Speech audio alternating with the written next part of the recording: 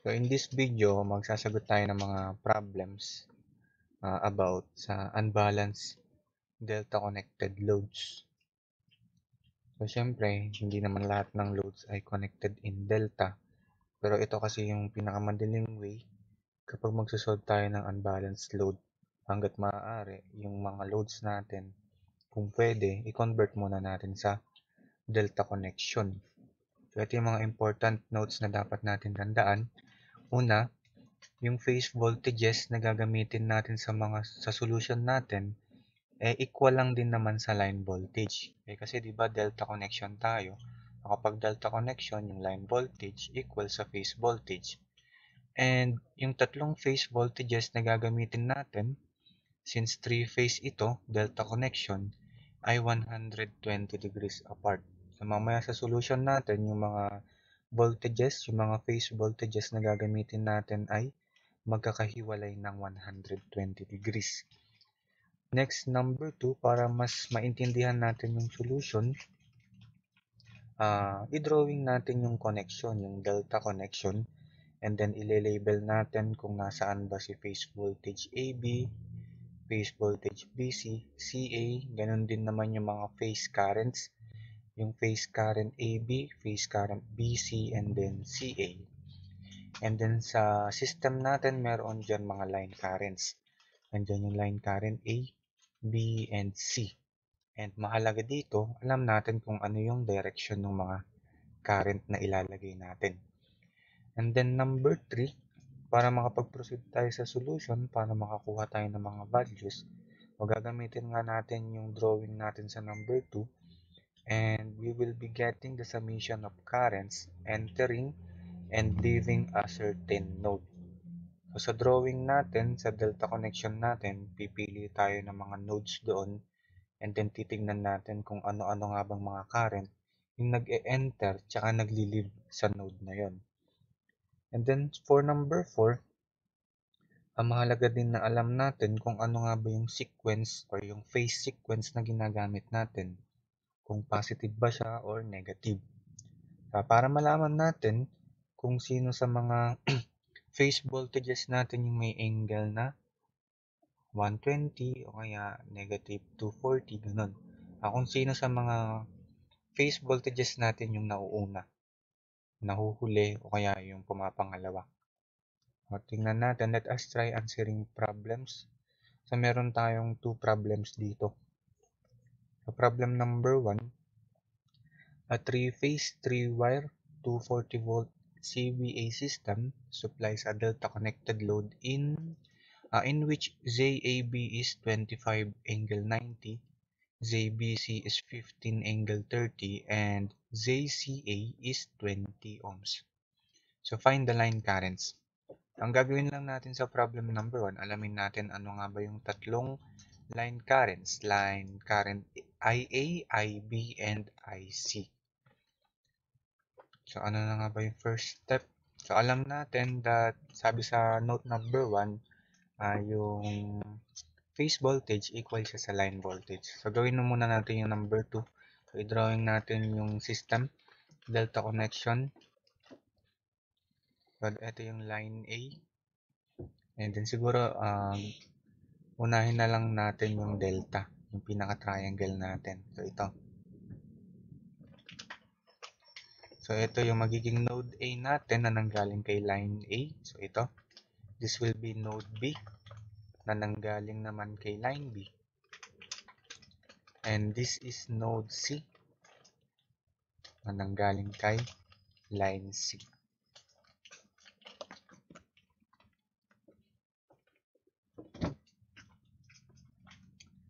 So next, ilagay natin yung mga loads. So si ZAB, so ito, nasa phase AB between the nodes A and B. Ito yon. And that is 25 angle 90. ZBC between the nodes B and C. Ito naman, 15 angle 30. And then, yung ZCA natin between the nodes C and A, 20 angle 0. So next naman ilagay natin yung mga current So, ito yung tatlong line current na nanggagaling sa mga linya natin. This is IA, IB, and IC. For the phase currents, so sundan natin yung order ng mga letter, ng mga nodes. Di ba meron tayong current AB? So, that means na nanggaling kay A papunta kay B. This is IAB, phase current IAB. Meron din naman tayong IBC, nanggaling kay B papunta kay C. And then ICA, from C to A, that is ICA. So, kompleto na yung anim na currents na nilagay natin dito. And syempre, from nodes AB, meron diyang phase voltage na VAB. From node B to C, meron dyan phase voltage na VBC, and CA, meron siyang voltage na VCA. Next, so ano na yung gagawin natin dito? So, kung kukunin nga natin yung mga line currents, dito natin magagamit yung mga nodes. So, mag-umpisa tayo sa node A. So, at node A, kung makikita natin, si line current IA ay nag-e-enter kay node A. Si phase current ICA nag-e-enter din kay node A, while phase current IAB is leaving the node A or papalayo siya sa node A. So, equate lang natin yan, isum natin yung pumapasok. Si IA at saka si ICA, sila yung nag-e-enter kay node A, equal yan sa lumalabas na current, which is IAB. Since hinahanap natin yung line currents, so dito sa node A, hahanapin natin yung value ni line current IA. So, equal yan kay IAB minus ICA. So, nilipat lang natin si ICA. And by using Ohm's law, so alam natin na I is equal to V over Z or voltage over impedance. So, same subscript lang. So, yung IAB equal yan kay BAB over ZAB. While yung ICA naman equal yan kay VCA over ZCA. So, mag-stop muna tayo dito para kay line current IA. So, ito yung gagamitin nating formula mamaya sa pagkuha ng line current IA. Next, para naman maging involved yung IB, since kukunin nga natin yung line currents, kailangan makuha natin yung IA, IB, IC. Okay na tayo kay IA. So, para kay IB, so saan ba pumapasok si IB? Dito siya kay node B. So, lumipat na tayo ng node. So, at node B, the currents entering node B are the line current IB, ito, and ito, the phase current IAB. Samantalang itong IBC, ito yung IBC natin, nagli-leave siya sa node B. So, IB plus IAB, so they are the currents entering the node B, is equal to IBC na lumalabas. So, if we are going to find IB, that will be IBC minus IAB. And by Ohm's law ulit, I is equal to V over Z. So, IBC is BVC over ZBC minus VAB over ZAB. So, this is for IB. Next, for node C, at node C, ang makukuha naman na natin dito ay si line current IC. So, this will be the line current IC, di ba? So, ito yon, same lang yan. So, ito si line current IC, nag-e-enter siya sa node C. And ganun din naman nag-e-enter itong phase current IBC. So, si IC and IBC are the currents entering the node C. Samantalang itong ICA naman na ito, lumalabas siya sa node C natin. Then, finding the value of IC, that will be ICA minus IBC. And Ohm's law ulit, V over Z, BCA is equal to ZCA, and then IBC, BVC over ZAB. BC. So, okay na, di ba? Meron na tayong mga formula, mga solution in finding the value of IA, IB, and IC. And take note, yung VAB, VCA, at saka VBC natin, ayan na yung mga phase voltages na kung saan ang phase voltage natin ay mayroong equal value sa line voltages. So, tingnan natin. So, ito yung VAB. Lagyan natin value, VAB, VBC, and VCA. Sila yung mga phase voltage. Sila yung mga phase voltages, di ba? And sila din naman yung mga makikita natin sa solution natin kay IA, IB, and IC. So, sabi natin sa note number 1, meron silang parehas na value sa line current. So, pare-parehas silang 240. Next, kung babalikan natin yung note natin at note number 4, determine if the sequence is positive or negative. So, para malaman natin kung ano yung angle ng mga phase voltages natin. So, ano yung sequence ng ating system? That is CBA, CBA. So, ito yung sequence. Paano yan? So, one way na ginagawa natin para mas maintindihan natin yung sequence, uulit-ulitin lang natin yan. Halimbawa, ito, CBA, ulitin natin. CBA, isa pa, CBA. And kung makikita natin, lumalabas dito ang sequence na ACB, ACB, and then ACB. So, kasi bakit natin inuuna si A? Kasi laging kay A tayo, kay voltage A tayo, maglalagay ng 0. So, nasan ba dito si voltage A? That is the voltage AB or the phase voltage AB. Siya yung may angle 0. So, sa paglalagay natin ng angle, so, ang unahin natin ay si VAB para sa phase voltages ng delta connection natin. So, siya lagi ang mayroong angle 0. And then sabi natin, the phase voltages are 120 degrees apart. So, ang gagawin lang natin, magma-minus tayo ng 120 para sa pangalawa, and then magma-minus tayo ng 240 para sa pangatlong voltage. So, sa sequence natin, ACB, nalagyan na natin yung voltage A. So, sino naman ang sinasabing voltage C? So, ang sumunod kay voltage A ay si voltage C. That means that voltage C is lagging by 120 degrees. So, nahuhuli siya ng 120 degrees or magma-minus tayo ng 120 kay voltage A. Ano ba si voltage C? That is voltage CA. So, ito yung voltage C natin sa ACB sequence.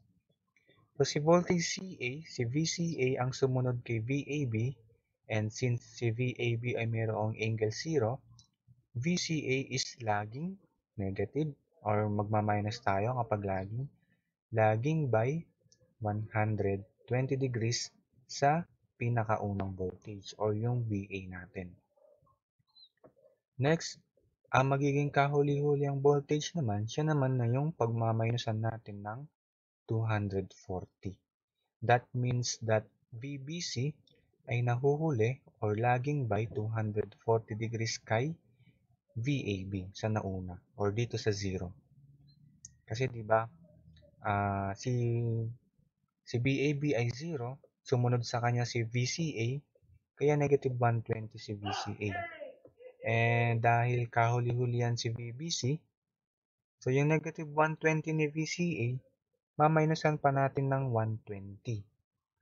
Kasi si VBC ay malayo ng 120 naman kay VCA. And si VBC ay malayo ng negative 240 kay VAB. So, okay na. Let us now solve for the line currents. IA is equal to VAB over ZAB.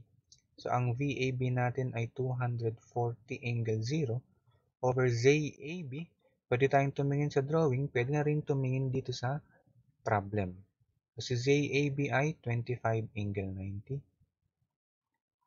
minus VCA over ZCA. Si VCA ay 240 angle negative 120 divided by ZCA 20 angle 0. So, ilib muna natin dyan yung current IA. Next, for current IB, that is VBC. Si VBC natin ay 240 angle negative 240 and ZBC is 15 angle 30. So, dito na lang tayo sa problem, sa mismong problem tumitingin. Next, minus VAB, 240 angle 0 over ZAB, 25 angle 90. For IC is VCA, 240 angle negative 120 divided by ZCA, that is 20 angle 0, minus VBC. So, si VBC ay 240 angle negative 240 divided by ZBC, 15 angle 30. So, let us now calculate the three values of the three line currents. So, 240 divided by 25 angle 90 minus 240 angle negative 120 divided by 20 angle 0. Huwag na nating ilagay. So, the first line current, IA ay 6.05 angle 7.5. 6.05 angle 7.5 degrees amperes. So, ito yung first line current natin. Next, for IB. So, 240 angle negative 240 divided by 15 angle 30 minus 240 angle 0. Pwedeng 240 na lang and 25 angle 90. So, the second current, line current is 25.6 angle 90 amperes. So, this is line current IB. And for IC,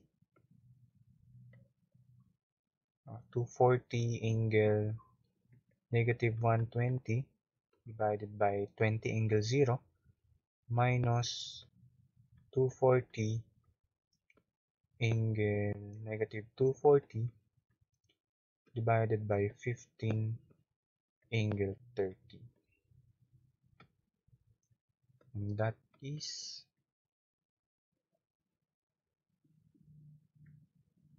27.07 angle negative 103 degrees amperes. And this is the line current IC.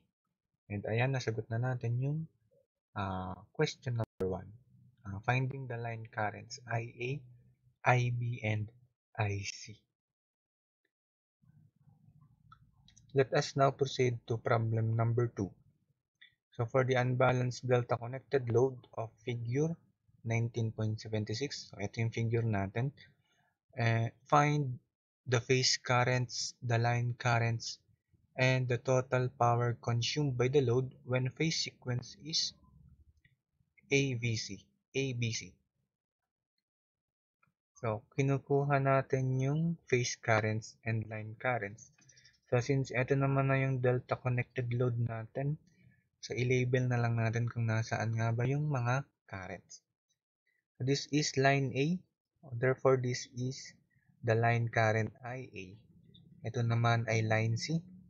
So, be careful tayo kung anong, lalo na kapag may given figure, kung anong mga line yung nasa given. So, ito, IC siya. So, baka nasanay tayo na IB yung nasa gitna.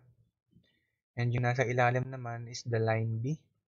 Therefore, this is the line current B. So, ito yung nodes A and C natin. And between these two nodes, kapag A and C, di ba, ang phase current nanggagaling kay C. So, C to A. And that will give us the phase current ICA. Next, this is the nodes A and B. And kapag A and B ang node natin, the phase current is from A to B. That is IAB. And then nodes B and C, the phase current travels from B to C, and that is IBC. So, okay na. Magsagot na tayo. So, ang pinapahanap sa atin, find the phase currents. So, unahin na natin yung mga phase currents.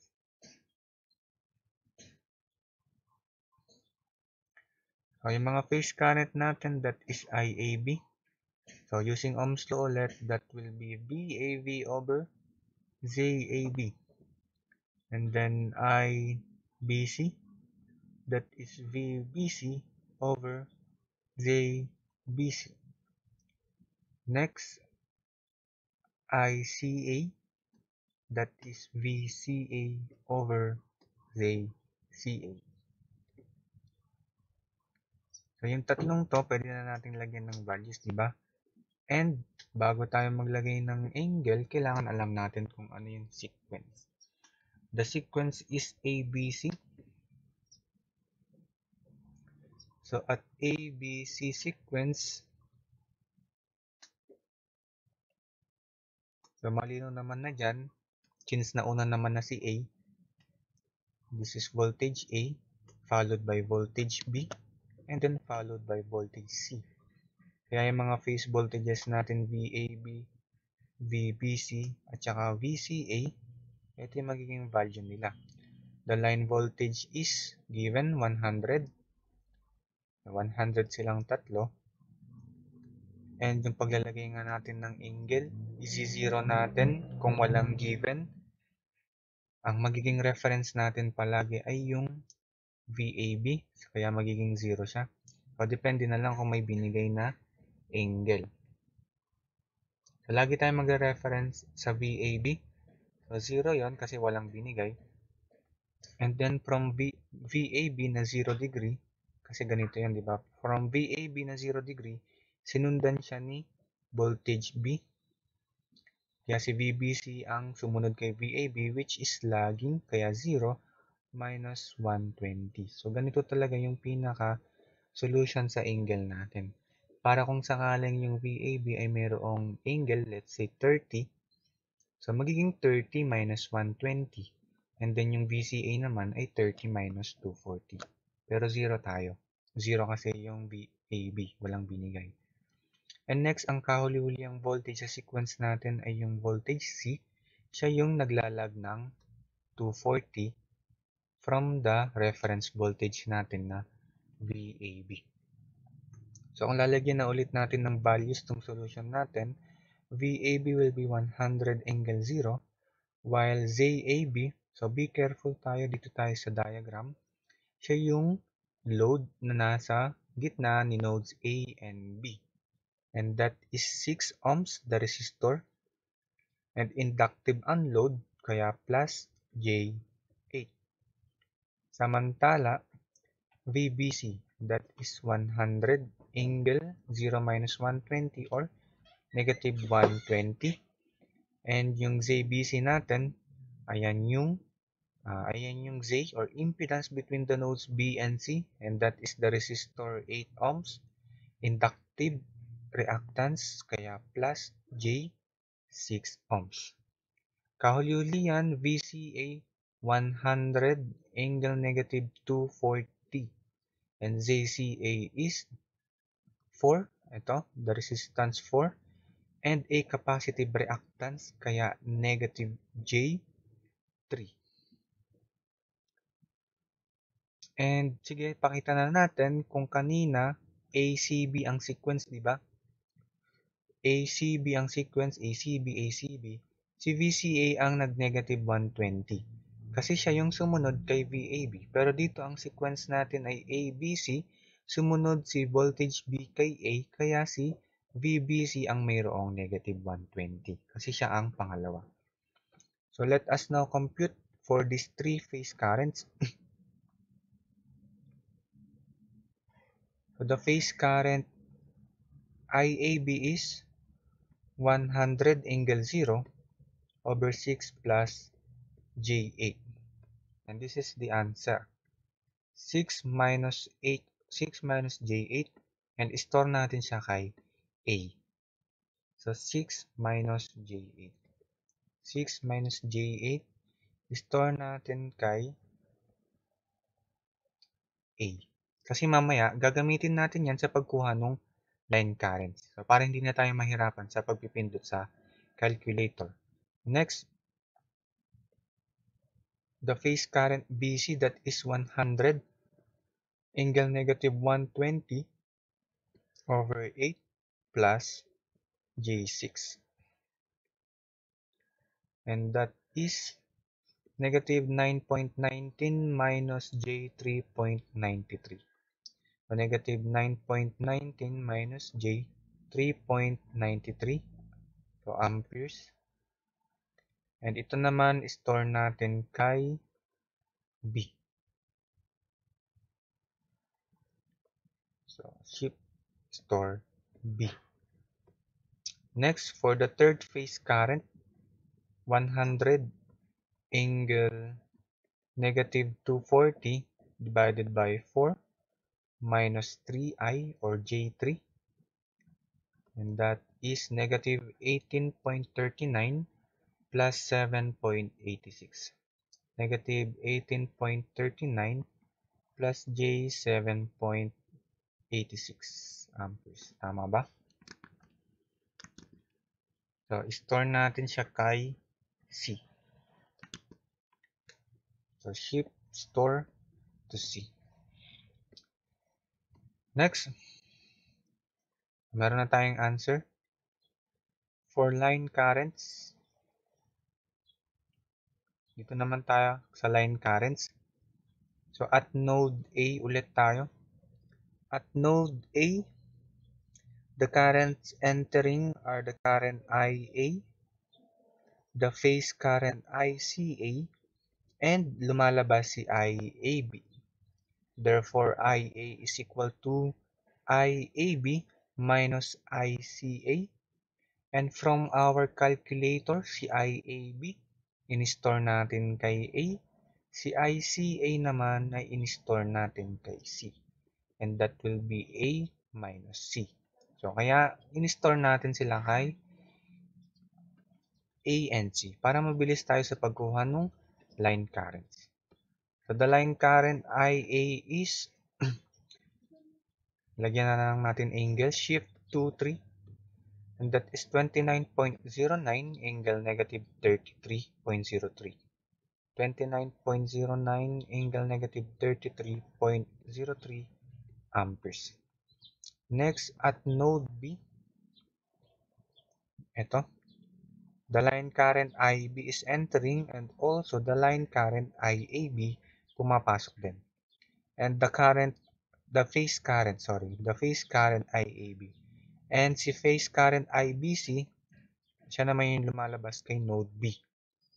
Therefore, IB is equal to IBC minus IAC. So, ulitin natin si IBC is ito na naka-store kay B sa calculator. And si IAC or IAB, si IAB naman ay naka-store kay A. Sa ating calculator, that will be B, alpha B, minus alpha A. And shift 2, 3 para maging para lumabas ang angle, that is 15.73 angle 165. 15.73 angle 165 amperes. And at node C, we can now find the line current IC. Kasi line current IC ay nag-enter at node C, ganun din naman si IBC. So, si line current IC plus phase current IBC. And the current leaving the node C is ICA. So, IC now will be ICA minus IBC. And si ICA, naka-store siya kay C, minus the IBC na naka-store naman kay B. So, that will be alpha C minus alpha B. shift to 3, 14.95, angle 128. So 14.95, angle 128 amperes. So meron pa, the total power consumed by the load. So itong total power consumed by the load, ito naman siguro ay power in watts. So dahil unbalanced yung load natin, hindi natin nagagamit yung square root of 3 VI cosine power factor. Kasi magkakaiba ng power ang nako-consume ng bawat load natin. So why not kunin na lang natin yung tatlong power na nako-consume ng tatlong loads and then i-add natin. So the total power in watts will be, syempre, ang makukuha natin ay I square R. So yung phase current square times yung mismong resistor o resistor doon sa phase na yon, sa bawat phase.